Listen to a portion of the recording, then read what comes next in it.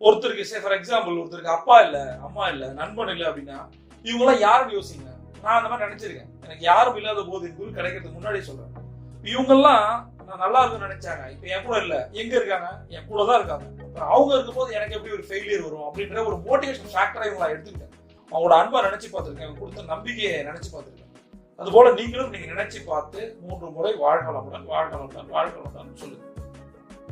மிக முக்கியமான பண கட்டளைகளை நம்ம பார்க்க போறோம்.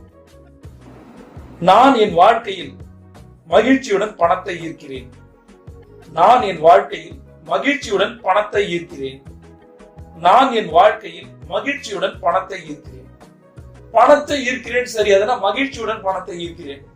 மகிழ்ச்சியும் பணமும் ஒண்ணு. மகிழ்ச்சி இல்லைன்னா பணம் வராது. ஆனா பணம் வராததால நம்ம மகிழ்ச்சி இல்லாம வாழ்ந்துட்டு இருக்கோம். இதுவே தப்பு அப்படின்னு நான் சொல்றேன். என்னைக்கு உங்கள் வாழ்க்கையில ஒரு சந்தோஷமா ஒரு தருணங்களை நிகழ்வுகளை